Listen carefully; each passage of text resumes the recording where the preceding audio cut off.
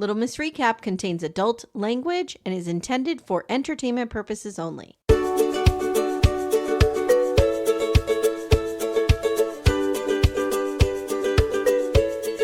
Hi, everyone. Welcome to Little Miss Recap. My name is Amy. And I'm Becca. Guys, today we have Later Daters Season 1, Episodes 5 and 6, but more importantly, we have Cowboy Corner coming after this. Yes. And I've decided to just call it Cowboy Corner. Yeah, I like it. Mm-hmm. And I purposely took rageful notes as I was watching so that I could remember. And I did not watch the finale of Yellowstone yet. Okay. But I have watched the penultimate. So Yes. I'm ready to go. I'm going to try to watch the finale tonight. Although we are recording a Christmas movie tonight because I don't know why I did this to myself, but 3 Christmas movies this year. So we did The Merry Gentleman. Yeah. We did Hot Frosty with Ace and Caitlin, which you guys will hear tomorrow. Mm-hmm. And then we have another special guest who I'm not ready to announce yet, which will drop on Christmas Day. Because it might not happen. So it might just be me and Amanda. But we're doing our little secret, the Lindsay Lohan one. Oh, I heard that one is actually pretty good. Okay, I didn't hate it.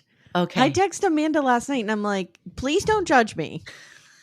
But I didn't hate this movie. Yeah. Like, it was actually decent. I've heard that it is pretty decent. Yeah. Mm-hmm. And Lindsay Lohan, look at her. You know what? She's doing really well. She's living her best life. She's sober. She's a mom. She's got married. Yeah. Like, I think this could be it for her. She could be on the path. Yeah. Dubai did her well. Yeah, absolutely. All right. Are you ready to get into this? I am into ready. Suzanne.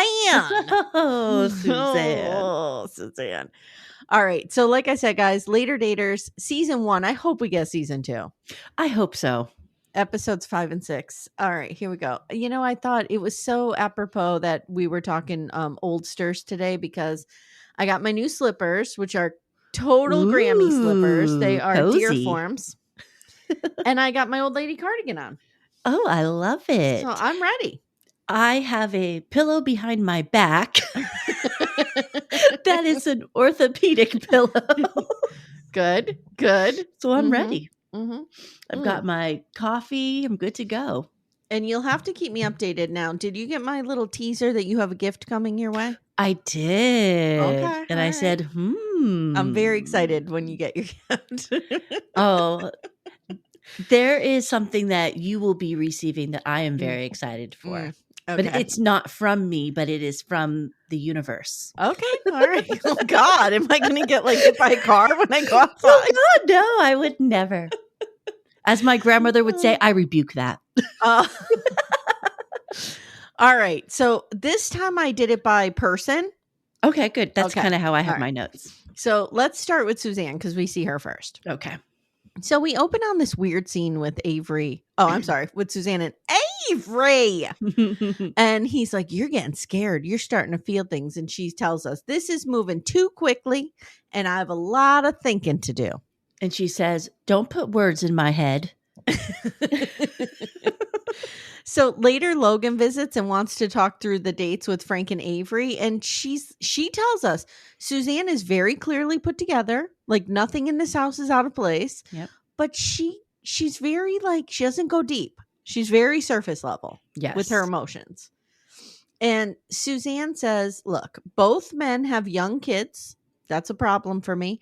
But also Avery is in Alabama. He doesn't like those dogs. And even her daughter was like, that's a red flag. And she's like, a red flag for me. So, we all have our red flags. Yeah. And the daughter, I forget her name. Allison. Thank you. Allison. She loves Avery. She does. Yeah. She's like, I really like Avery. Even though he left an Alabama shirt at their house. And they threw it over the fence. Yeah. What? Like you just threw it into somebody else's yard? I think they threw it into the lake. That's how I kind of imagined it. Just like, pollution. Family. They're real into these dogs. There's so many of them. There's a lot of them. And we learned that Avery has a 14-year-old son. Yeah, I didn't pick that up the first time. We don't know what he has, but he's a 14-year-old child. Yeah. So Logan is real surprised that Suzanne's kind of taken this experiment and run with it and has gone on these second dates without consulting her. Yeah. She's like, oh, you went on second dates? Yeah. And she wants to go on more dates. She wants to try more people out. She does. So they went to the Suzanne tells Logan how they went to the Dogs game, and Logan's like, well, so that's fun. And it doesn't sound like Logan is like, it's not a real deal breaker, is it? And Suzanne's kind of like, yeah, it is. Yeah, it is. I'm kind of blown away by it because Avery seems like a equally good guy for her, but I think that maybe I think he's moving too fast physically for her, and she's using the football as an excuse. That's a good theory. Yes. Yeah. Because now we meet Jeff. So she goes out with this guy, Jeff, who's the complete opposite of both of the men that she dated, Frank and Avery. Mm-hmm. He's very quiet. He's 59. He's got 3 kids, divorced twice. She's immediately into him. And what does she call him? Silver Fox. She's so excited. I love a silver fox. I'm here for that. Yes. I don't mind him. No. So she says he's quiet, he's calm, and I wrote that I feel like Suzanne is smart enough to know she might do better with a guy like this. Yeah. Like, in the end, this is who I think she should choose because Suzanne is a big personality, and I think she needs a little bit of grounding. She needs a little yin to her yang to kind of balance her out. And even though he was more quiet and maybe more calm, the conversation seemed to flow. Yeah, absolutely. Yeah. So she immediately sits down and goes, so I listened to this podcast with Matthew McConaughey. And Jeff's kind of like, okay. My husband was like totally engrossed in his phone and he was on the couch and he goes, is she talking about Matthew McConaughey again? Oh my God. The amount of spank bank material she must have on her phone with Matthew McConaughey. That's what she was looking at when she was crawling into bed with those dogs. Mm-hmm. Oh, and guess what? Jeff likes the bulldogs. Oh, her eyes lit up when he said that. This is the man for her. Love at first sight. So now Allison comes in at the end and they discuss the tattoo.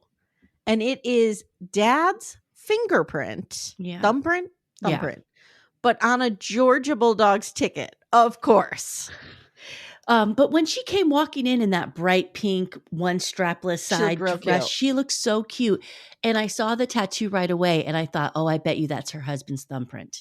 Yeah. That's the only reason for her husband is the only reason I feel like a woman like her would get a tattoo.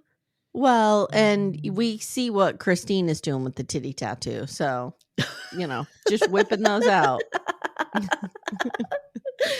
I said we will never see Christine. We will never see both shoulders covered ever again on Sister Wives, guys. We're talking about.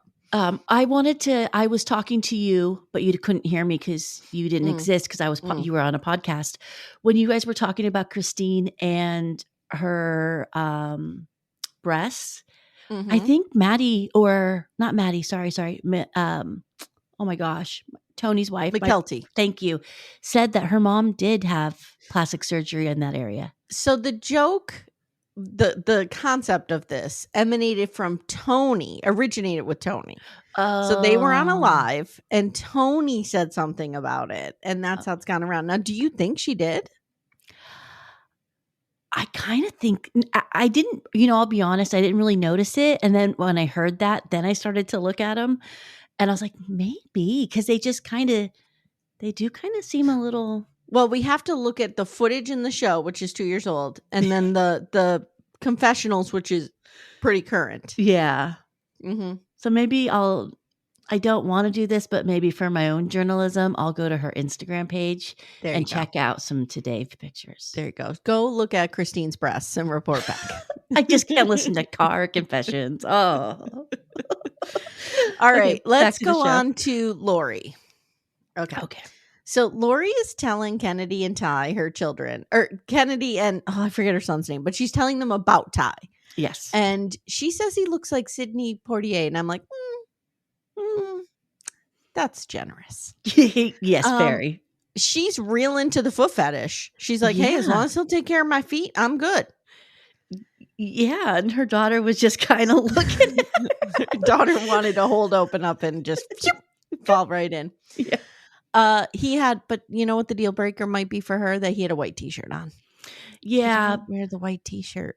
I'm like, I don't even know what this fashion rule is. But she did say, I think it somehow kind of maybe triggered her because she said it reminded her of her dad and her uncle. That's what I'm thinking. Yeah. When she said that, I was like, oh, this goes deeper. This is like a core memory attached to these type of situations. It's kind of like me with tattoos. Like, I like tattoos, but my ex-husband, I have some real trauma around tattoos. Like, he literally would spend our rent money on them.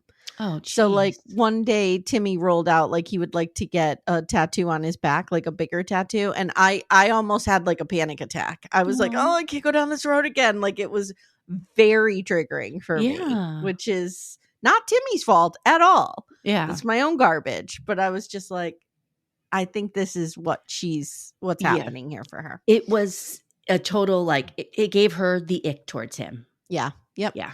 So he asked her out for her birthday and she said she wasn't sure yet. And he just didn't respond. He ghosted her much like you thought I ghosted you this morning. Oh, yeah.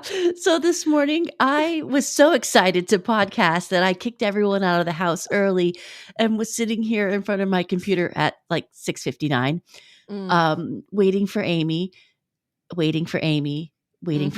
giving myself anxiety. And then I casually texted her at 7:10, like, hey, what's happening? Hey, what's up, girl? Only to be reminded by her and my calendar that we didn't record till 7:30. But the best, guys, is Becca thought this is how I was breaking up with her. I went to the Facebook page. I'm like, well, I better still. Oh, I'm in there. Okay. No, she's not ghosting me. Like you wouldn't know where to find me. I don't think I could ghost you if I wanted to. I'm not that definitely I would ever want to. Worst case scenario in all situations. It's always like my boss, my manager boss calls me. Oh God, I'm being fired. I'm being like, oh, yes. You get a call from your kid when you're out to dinner. Oh God, the house is burned down. What's wrong? Yeah. Yes. Yeah. My landlord calls, you're being evicted tomorrow. Like, it's, do you feel like when you get phone calls from your kids that you don't expect, right? Like they're out and you don't expect them to call you. Yeah. And that phone rings. Does your stomach just drop? Because mine does with every fucking phone call. Yeah. And both of my sons FaceTime me. Like, oh, okay. So they always FaceTime me, which adds a little like, oh God, there's something they need me to see. And then I have to remind myself, no, it's just, my younger son will call me like when he's driving home just to talk to somebody, or when he used to, like, so he calls me a lot. When my older son calls me in the middle of the day, I do. I'm like, oh God. I'm always like, did you hit a deer? Is the car wrecked? Like, what is happening? I can't wait. Will I ever be past that point? Hopefully someday. Yeah. And my older son works at a gas station that's attached to a supermarket. So I have this like extra fear that he works at a gas station. Oh, the gas will blow up. The gas will blow up. Somebody will come in, want to harm him. Oh, like, okay. Worse. All right. So I always have this fear of like, and I just put another one in your ear. No, I've already flick a cigarette and blow up the gas station. No, I've already thought about that. Like, and my older son is a smart ass. Yeah. And I'll be like, please be safe today. And he'd be like, oh no, I'm going to be extra dangerous and smoke next to the gas pump. I'm like, like, why? Okay. All right. Yeah. That's a Timmy move. Yeah. And it's, like I'll say, please look both ways before you cross the street. And he's like, no, I'm going to jaywalk it on the freeway. I'm like, sure. Well, the bottom line is I did not ghost you. Yeah. So I gave myself a good dose of anxiety this morning. Okay. Right. Well, who did get ghosted is Lori, because Ty seems to have ghosted her. So she says that I will not chase a man. You don't chase a man. A man is a hunter by nature and you don't chase him. Yeah. Okay. So Logan visits and Lori says, and they're talking about, his style, Ty's style. Yeah. And Lori's going, I don't build a man. I'm not into building a man. Done that once. And I kind of get this. Like, she wants somebody to meet her where she is. And something that's very important to her is this style and this going out. Like, Lori would hate me. She is very outward, like what the outward looks like is important to her. The look, the vibe. She's very caught up in being cool still, I think. Okay, I'm going to say something. I like Lori, but she has a real high opinion of herself. I'm not a huge fan of Lori. Yeah. There's something about her that I find very aggressive that makes me I feel aggressive when I'm watching her scenes. Yeah. Yep. Yeah. Yep. Like she I feel like she's a tit for tat kind of person. And I don't enjoy that. That's my least favorable type of person. Yeah, I agree. So Logan's like, do you feel like maybe you're writing people off too quickly? And then Lori again jumps into the Felton situation. Yeah. And Logan's like, look, just ask him out. And she says, I'm not going to be thirsty and chase a man. I have a thought, maybe a controversial thought about Felton. Oh, okay. Is Felton a friend, like somebody she actually knows? Or is Felton somebody she met on the red carpet? Because I noticed when they showed scenes of them, he said, oh, I have to catch a flight in the morning. And then I don't think he lives in Atlanta. And he sent her a bottle of his branded wine. Okay, let me look him up. Yeah. Is this like a red carpet relationship that she thinks maybe something more? I don't know. Maybe I just don't like her. I'm hoping that Reddit would have the answer, but I'm not sure. Yeah, like I don't know. It felt like it didn't feel. I don't know. It felt like she knew him from the red carpet, and maybe she wanted more, but he was just like, you're the red carpet lady. I can't find anything off the quick like this, but that's a really good point. Yeah. Okay.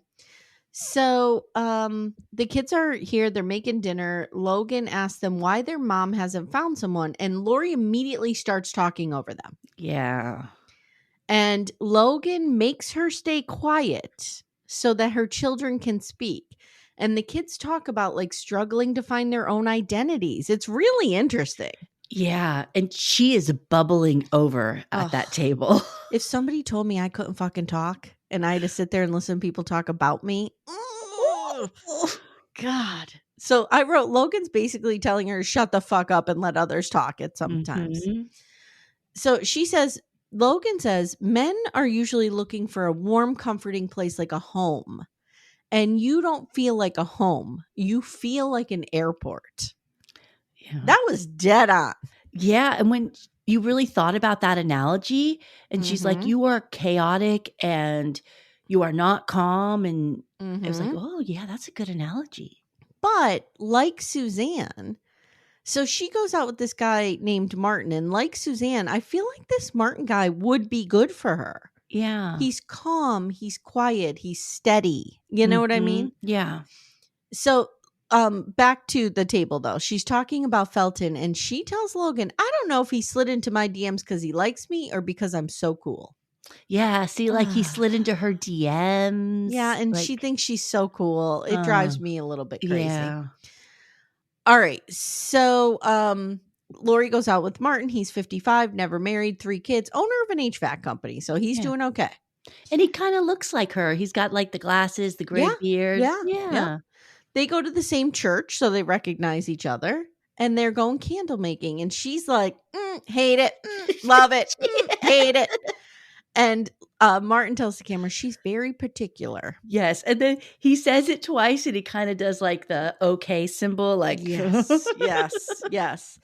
So she says, I ask very precise questions because I'm not playing around. Like, do you like aggressive women? He says, sure, as long as they know when to turn it off. She doesn't. No. And she kind of gives him the side eye when he says that. And then he invites himself to her birthday party. And she's kind of like, Well, that was so awkward because she tells him she's having a party, but then he just invites himself. And she was like, it is weird, though. Like, I'm trying to think of a scenario. So like if I said to you upon a day or two of meeting you, like, oh, by the way, oh, I can't come out Friday because I'm throwing myself a birthday party this weekend. Would you be like, can I come? No. You would just be like, oh, sounds fun. Yeah, like have a great time. Yes. But I also felt, because of like the vibe I get from her, she threw out the party to be cool, to be like, this is what I'm doing. I'm having a party. Yeah. So Logan says, I think Lori needs someone nice to ground her who helps her become the home and not the airport. Hey everyone, stay tuned. Little Miss Recap will be right back after these words. Amanda. Amy. For our sponsor, Lumi Gummies today, I have an idea. I think we should do a rapid fire bonus round. Which 90-day celebrity stars need a Lumi Gummy or have taken a Lumi Gummy maybe? Okay. Madeline. Oh, I have her on my list too. Manon. Manon could really use indica. Yeah, to calm her the fuck down. Calm down a little bit. I think Jenny could use a sativa to maybe up the energy a little bit, because there's none there. Funny you mentioned Jenny. I have Sumit's aunt can use one to definitely to chill out a little bit. She definitely could use one. This is a wild card. Florian could use one. I don't know what variety. Yeah, but maybe I feel he needs a hybrid. I feel like Florian on a gummy would be good. Yeah. I also have Dylan's mom from Dylan and Patia. Yeah. And I have Luke's dad of Luke and Madeline. Yeah. Yes. Yeah. And we can use Lumi Gummies as well. Yes. All the time. Consistent, mellow, and super delicious, Lumi Gummies are specifically designed to make you feel good, not stoned. Whether you're looking for an end-of-the-day de-stressor, a midday mood boost, or help getting the best sleep ever, Lumi Gummies has a strain that's right for you. So, Amanda, our flavor that we like a lot in this home is the sour strawberry cookie hybrid. Ooh, is it particularly sour?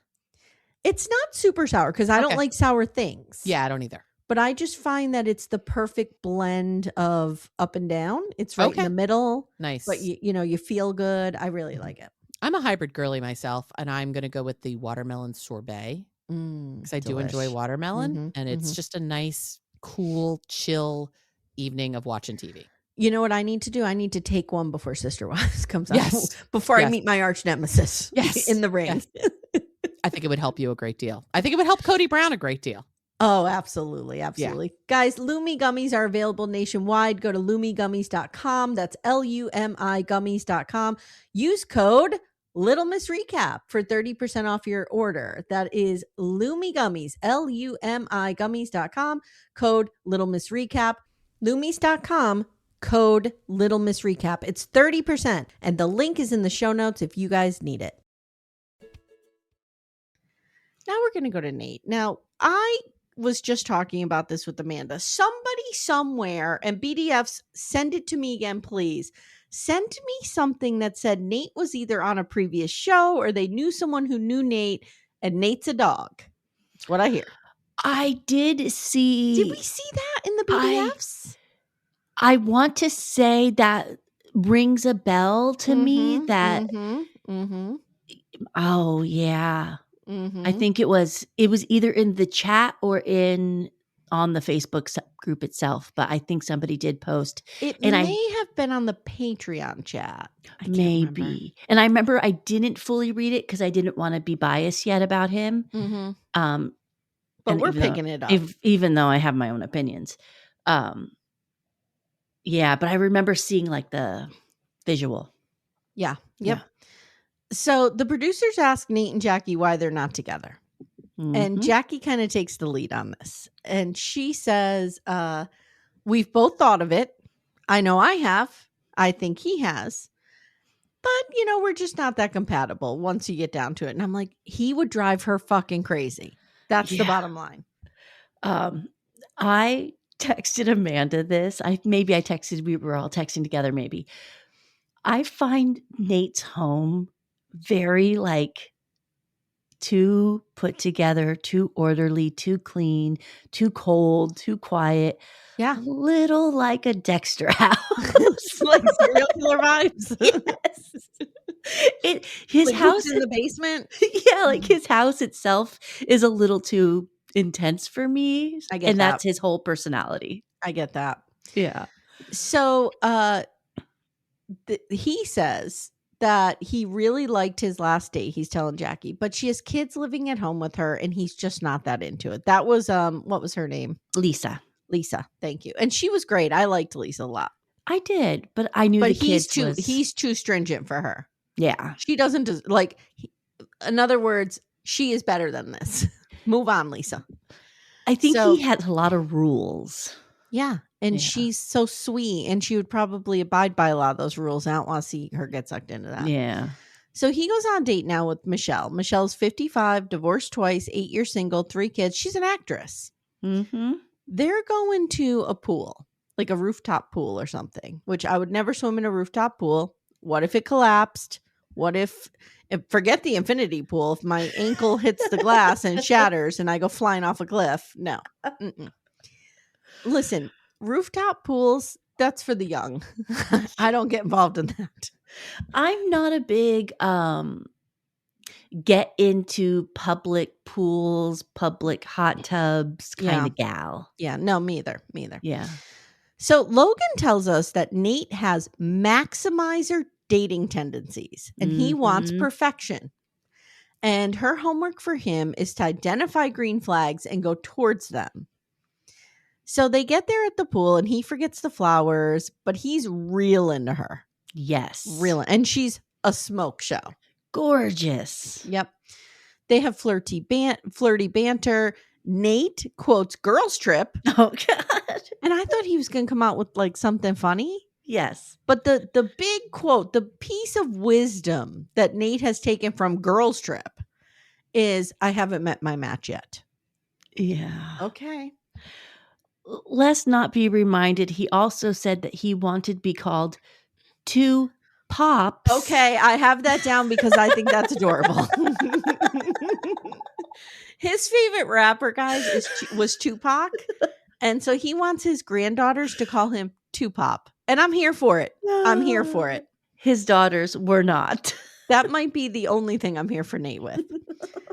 So she thinks that he might be underdressed, is her kind of first impression. She's from Chicago. She's a veteran. She tells him that she fucked up the military test and ended up like in food service. Now I have a question for you. Mm-hmm. Is Nate in recovery? I think he might be, because which would explain the rigidity. Yes. I think he might be. Here's why. He ordered a virgin daiquiri, which fine. Many people do that. Yeah. But when she brought it to him, he was like, are you sure that's the virgin one? Like he couldn't even take a sip of the non-virgin. And the other women that he went on dates with didn't drink. Yeah. And so we didn't see that kind of vibe yet. Yeah. That could, that sobriety combined with the military, this guy's rigid.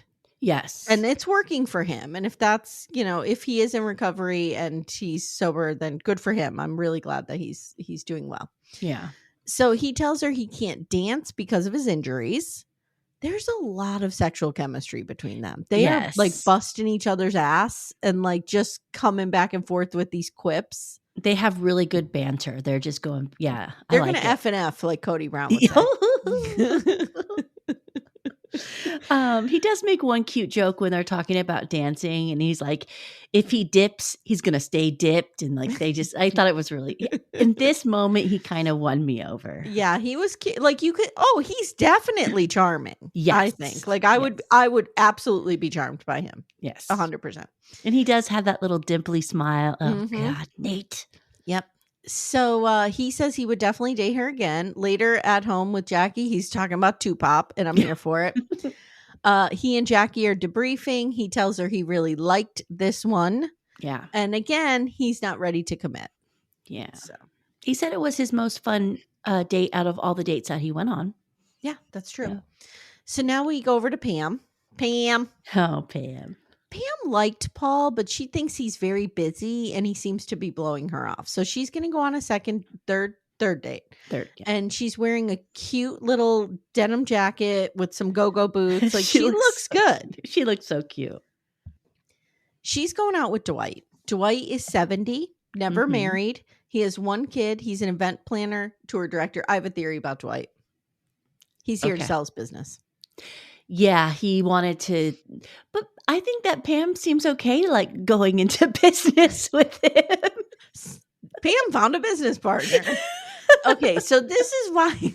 Okay, let me get into it. She tells the camera he's very tall, he's very sweet. Dwight tells the camera, I don't have a type. I just let myself experience the person, which I loved. Yes. Love that about Dwight. They have a lot of chemistry and they're talking and everything is going fine, right? Until Dwight brings up that he owns ATL Tours. He has to tell us the name of the business. Yeah. And he has a whole bunch of tours. And she weirdly, like, Pam, just be normal. She goes off the rails again, pulls an Amy Archer move here, and says, oh, I want to work for you. Yeah. He goes, work for me? This is fucking weird. Later, Pam and Zoe debrief, and Pam sits down on this chair and just spread eagle. So I have to say something really quick, because when they were on the date, they ordered chicken wings. And Pam was just like, arr, arr, arr. What a brave choice to eat wings on your first date. Like bone-in wings. One time on a date, I ordered olives as an appetizer. Smart. And I went to take one of the olives and they had pits in them. And you didn't know what to do. You panicked. So the whole time I'm talking and spitting these olive pits. We did go on a second date. Okay. All right. And we're now married. No. Well, the debriefing is hilarious because they're at like the end of this dock in these two chairs, and Pam just sits spread eagle, and Zoe goes, what is that pose, Nana? Zoe is mortified in every scene, and I am here for it. All right. Let's go over to Anise. So Dwayna picks out Anise's next date. Yes. And Anise is going on a date with Big Willie. Oh, I love this date. I love these two. I don't have any information about him. I'm a terrible note taker. I'm just like, she goes out with a guy named Big Willie and he's hot. I'm like, he's so handsome. He's so handsome. He's so handsome. He's very handsome. She's 6'3". Now I have a question for you. Yes. She looks like a smoke show. Are we saying, so this is where I struggle. My inner feminist is struggling, okay? Because I'm like, she's dressed like a young woman. Yes. Is that why we think she's hot? Like, are we equating hotness with youth again? Like, if she were dressed more age appropriate, and I'm not saying she can't wear what she's wearing. I mean, it looks fine on her. But if she was wearing like Old Navy leggings and a tunic and an old lady cardigan, would we still think she was as hot? I think I would. I do, because I think it's her. For me, I think a lot of your beauty is your vibe and her energy. And I think her vibe and energy make her, that's what I find attractive about her. Okay. I mean, besides her smoke and bod. I just always have to check myself, make sure I'm not being, as Roxanne Gay would say, a bad feminist. But I'm not going to disagree with that either, though. I do. And I can't disagree with it. Like, we equate women who are beautiful because they look young. Yes. So think about how we talk about Jennifer Aniston. Wow, she looks so great. She's so hot. It's because she looks 35. Yeah, no. And look at like the Golden Girls, for example, right? Yeah. Like they were women, in their 40s and 50s or late 40s, early 50s? Late 40s, early 50s. Playing women retired. And and they made them look so much older. Yeah. Yeah. What would the Golden Girls look like now? There's a meme that show the Golden Girls with like the Jennifer Aniston hair type of situation. And they do look like totally different. They look younger. Yeah, that's what it is. It's so interesting because I think that is a problem inherent in our society. Yeah, like you're beautiful and you're hot if you look young. Yeah, and I'm going to say something even more controversial. Hit me. She looks young and she's fit. Like yes. Oh, we'll get to the fit descriptor later. Yes. Okay. So there is chemistry immediately between these two. She keeps saying he's 6'3". He's 6'3". Now I have a question for you, because he is basically edging at this table. Oh my God. He's like, oh my God, you look so hot. Oh, I can't even talk. Would you be comfortable if somebody was ogling you so openly like this? No. And she's doing it to him too. Like when she hugged him, she went, wow. But he's doing it to her more. He is, yeah. They're having. He can't get through sentences. No. And he has to take his jacket off. He takes his hat off. Like he's sweating. I'd be like, okay, like I understand you think I'm hot, but can we have a conversation? Did he just get out of prison? Right, because he is acting like a love after lockup situation. Like he's never seen a lady in like the last 15 years. These love after lockup people are so horny, guys. If you don't watch the show, like they have to pull over and fuck on the way home. Sometimes in the back of truck beds, sometimes behind rocks, by a tree. So he's oogling her. She tells him that her name is Anise Patricia, and he keeps saying Anise Patrice. He says it 4 times, and he says it each time with such confidence. He's amazed by her age. She says she's a sexy grandma. He loves to travel. He says when he went to Johannesburg, he felt at home and he loved it so much. And she's like, yeah, I've been to Joburg. Like she uses a shortened term for it. Yeah. And she's been all over the world. She said she spent 2 weeks in Bali this summer. And he says, she tells the camera, he was trying to read me. He was looking in my eyes. And then he says he wants someone smart. She tells him she has her doctorate. He almost like, I'm not going to say the word, but he almost has an incident in his pants. Yeah. He wants a second date. He does. And Grandpa pulls out that phone and is like, help me put a contact in. Because I think this is how you do contacts. This would be me. This would be me. I'm not going to lie. So later he FaceTimes her. And in the meantime, we had this little interstitial with Dwayna where she's like, Big Willie means a big dick. I was cracking Anise is dying. She's dying. She's like, how is putting big in front of a man's name? And Dwayna's like, no, Mom, it's because his name is Willie. Yeah. Like she's like really trying to get this through to her. So then Anise is like, did you know when I called you Big Willie what I was talking about? She says to him, and they're laughing and flirting. She may have found her match. And once again, didn't he start that phone call with a jacket on? Then you see him, he has his jacket off. It's like Beth and Taylor Sheridan, stripped down. So now let's go to Greg. Yes. So we meet Greg in episode 6. He's 61. He's divorced. He's been single for 12 years. He owns a construction company, so he's not hurting either. No. He considers himself a catch, a beautiful marlin. Okay. He has two sons, and they do appear to all be very close. Yes. Ryan, his son, has cerebral palsy. And Greg told us that it took a huge toll on his marriage because they focused everything on Ryan, which I think that happens a lot. Yeah, I think that it's a common occurrence with dealing with that in your marriage and your household. So he wishes that he could go back in time, do it all over again, and say to his wife, let's just work this out. Yeah.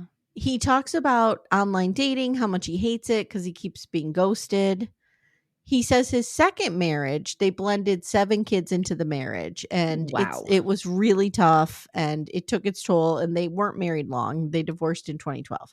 Yeah. So Greg has me so far. I'm like, okay, this seems like a perfectly nice gentleman. Then Logan asks his type.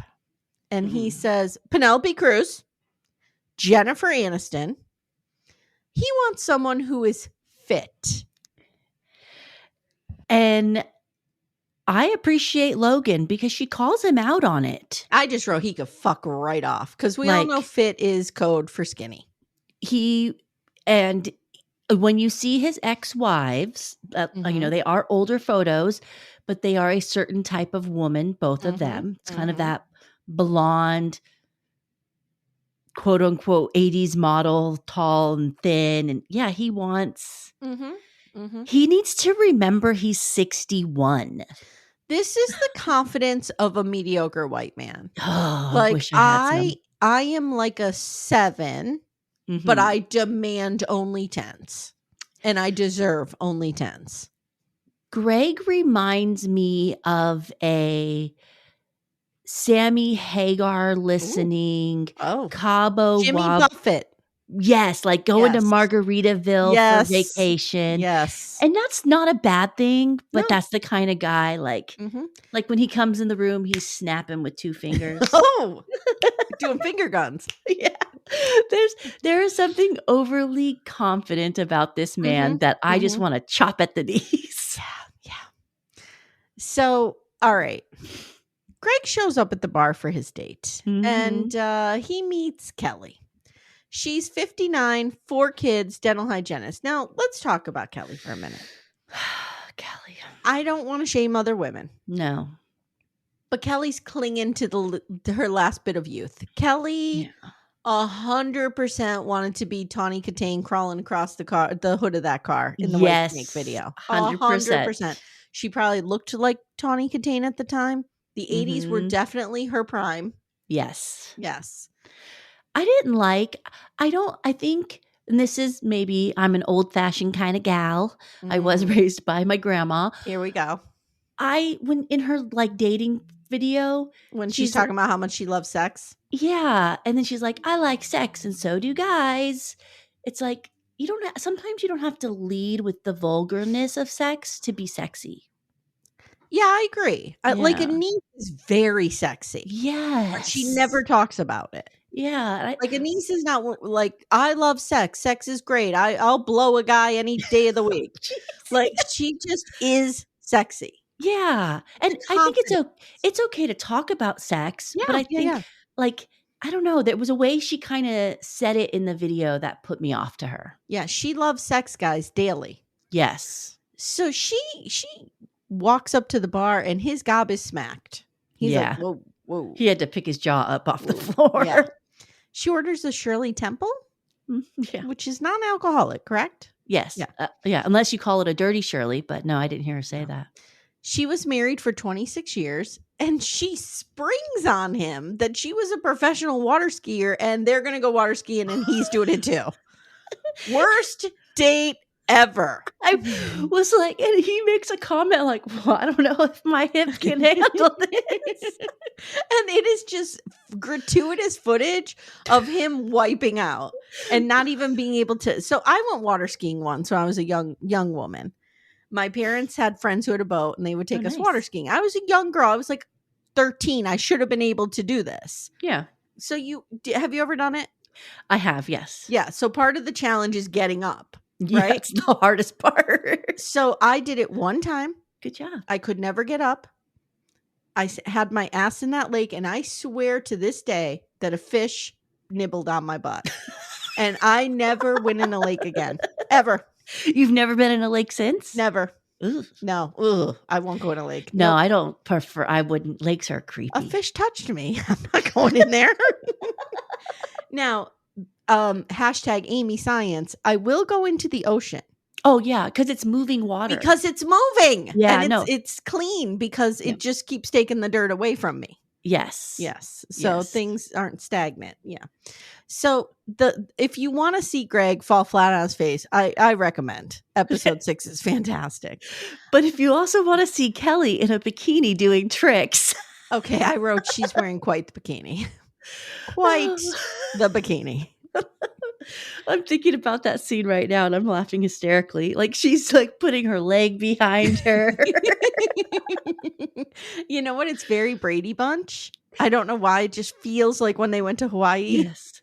And she says like when she brings up the skiing, I wish I wrote it word for word and maybe you did. She's like, I'm from a skiing family. She's from a show family. Yes, that's what she said. Yes. A show. They owned like a local like water ski park. So she kind of I feel like she grew up in the circus, but the water ski world. She grew up circus adjacent. 100%. Yes, 100%. So she's had a bunch of work done too. Mm-hmm. And a lot of it's not great. She doesn't have like Real Housewives money to get this work done. No. They talk about her career. She's like, I gotta go. I gotta clean some teeth. And she lives an hour away. And he's really hesitant about that. Yeah. So he doesn't know about a second date. I bet you she's down for it. Just my opinion. I think would be more than happy to go on a second date. Mm-hmm. So that's where we leave them. Yeah. Hey everyone, stay tuned. Little Miss Recap will be right back after these words. Okay. Do you want to go to Cowboy Corner? Yes, I do. All right. So the episode I saw was the penultimate. So Beth hops on a plane and goes to Texas to see Taylor Sheridan do some horse dressage and sell a horse for $3 million. Yeah. What is happening? Why are we doing this? No. What has happened to our show? Taylor Sheridan is the creator, the writer, the producer, the star, owner of this show. He wrote this episode. He wrote that whole scene with him, the hot babes all around him. Oh, yeah. He's playing poker, guys, and these young, hot women just can't resist him. So they're all playing strip with him, and he like orders them around like they belong to him. Yes. Yeah. Like, he wrote this scene. This is how he wants us to think of him. Mm-hmm. Like, no one forced him to do this scene in a contract. He was like, hey, guys, I got an idea. Yeah. Yeah. And we are having whole episodes of like, we don't need this. We don't need this episode. No. Colby's dead for what? So I have a little like rumors from the internet about that. Okay. So Taylor Sheridan killed his character off because in an interview, the character, the real person of Colby, the actor, said something positive about Kevin Costner. Oh, okay. Yeah. All right. I also saw, and this is from TikTok, so please, it's, it could be 1% true, but I saw this TikTok about how much money Taylor Sheridan makes, and he owns the land that they film on. And he charges them. Yes. Mm-hmm. And so he's getting like 4 different types of paychecks from this show. Double dipping. Yeah. But his ego is enormous. So remind me what happens in that episode. So Beth goes to Texas. We have that whole scene. Not Cole, help me. Cole Hauser's his real name. No. Rip is back. Rip is back at the ranch. Yeah. And he's getting everybody ready for the auction. Yeah. And we have Casey. Oh, well, Casey's fresh off his holding the gun to the 10-year-old girl. And why did after the finale, I want to say something about everything. So Casey has a plan. It sounds like they're going to commit tax fraud because Casey has a plan to sell the ranch to somebody for $1, right? I don't want to say. Well, the finale happened. You can say. I'm still going to watch it. Okay. So, yeah. Spoiler, he sells it for $1.25, the same amount of money that they bought the land for. Okay. And whom do you think he would sell that land to so cheaply? Okay, I'm hoping that he sells it to Rainwater. And he does the right thing. Yes. Good. Okay. All right. Okay, so at least we have that. So without spoiling anything, I will say... You can spoil. It's been out. I just worry about you because you haven't seen it. No, it's okay. I'm going to watch it regardless. Are you kidding me? Even as angry as this whole season made me, and I'm very confused about one thing. The internet, all the stars, everybody is calling it the series finale. But Paramount was promoting it as the season finale. Well, let me look it up. So this was season 6, right? Or 5? Season 5, yeah. Will Yellowstone get a season 6? But I think this episode, I actually liked the finale. It wraps everything up. I think everybody has it ends nicely. Yeah. You know? Yeah. You feel like even I had a couple of tears in my eye. Even my husband was like, "This makes me want to cry." Really? Yeah. He stuck the landing? Yeah. I thought, come at me, people. I thought the ending was good. And it kind of like wrapped up the whole dramatic, like Yellowstone vibe. So, all right, here we go. Took the high road after his cameo for the outing last week. In season 5 finale, writers, this is from Esquire. Okay. The writers let audiences indulge in just about everything they suspected was coming their way. Spoiler, guys. In short, the Dutton family saves the ranch. Beth kills Jamie. When they inevitably ask what's next, a spin-off featuring Beth and Rip feels imminent, but Paramount has yet to make the news official. That could change at the drop of a hat. Over the past few months, we've already gone from a potential Matthew McConaughey-led sequel to Kevin Costner's character dead in his bathroom. So, according to Luke Grimes, Casey, a 6th season just doesn't make sense. Yeah. I do it, but I don't understand how it would work. Yeah, it feels to me like it was the finale as well. And how everybody leaves, how everybody ends.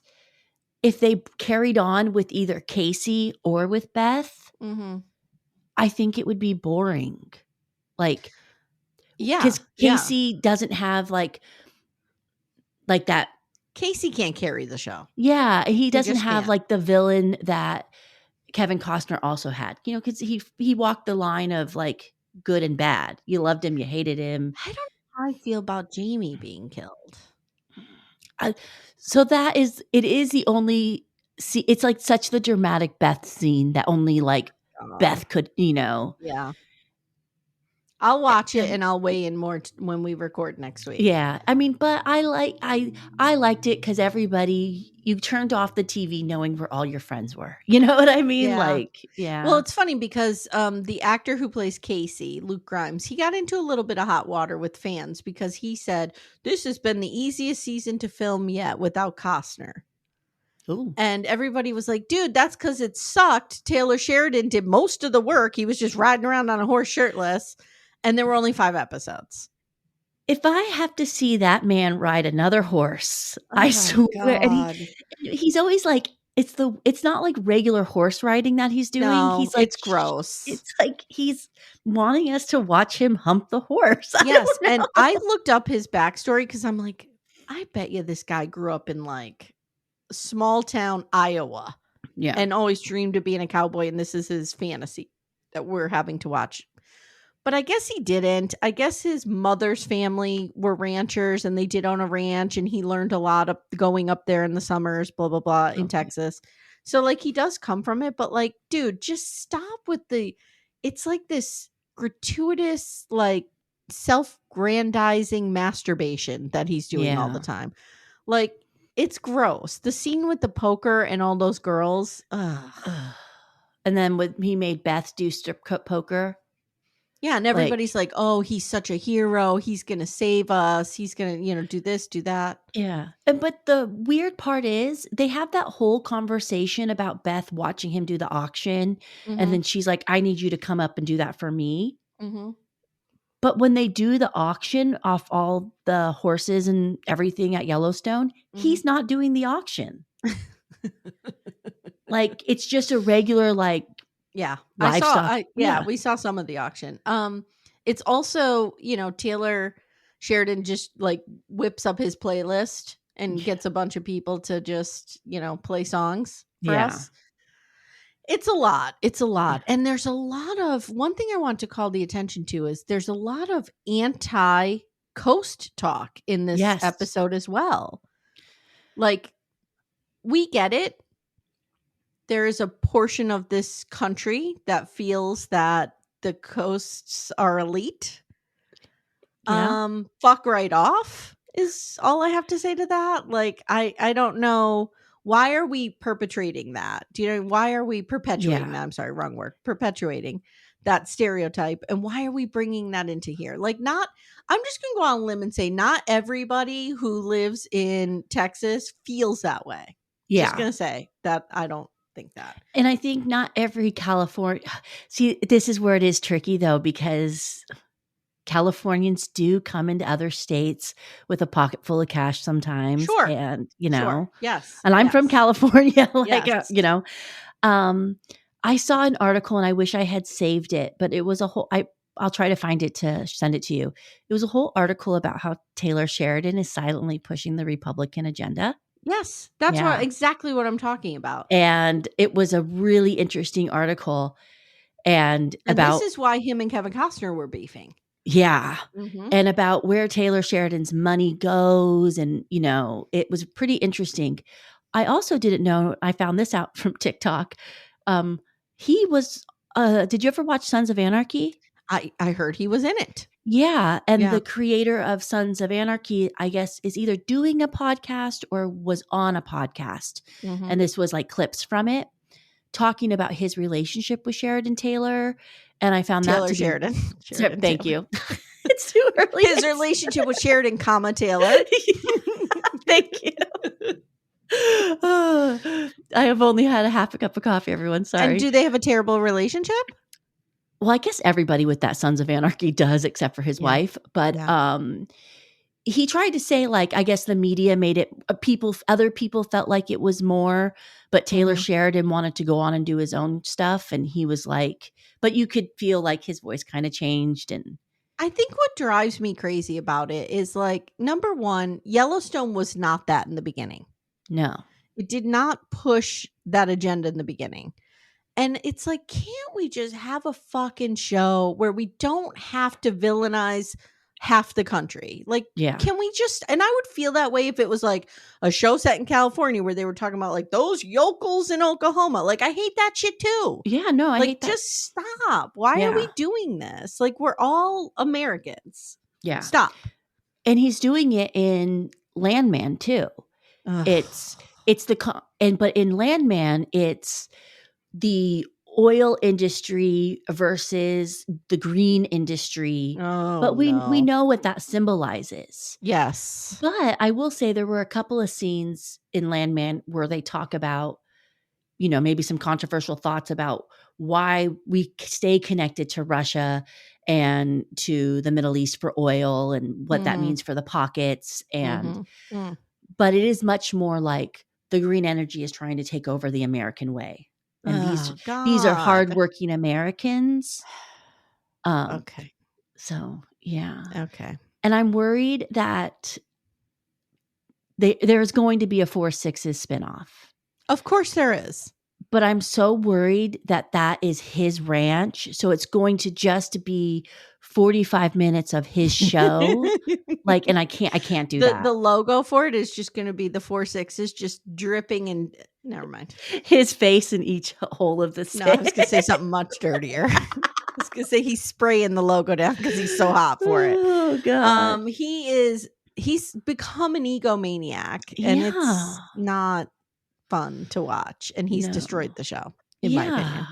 And I think really what happened is you can't have two egomaniacs on a show. And let's be honest, Kevin Costner is Kevin Costner, whatever we all, think about who he is, but he is who he is. And I think Taylor Sheridan forgot that he thought he's bigger than Kevin Costner. He's not. Yeah. But here's an example. I would have liked to have seen it. I feel like he did do this in earlier seasons. The problem with Beth has become that she's written without nuance.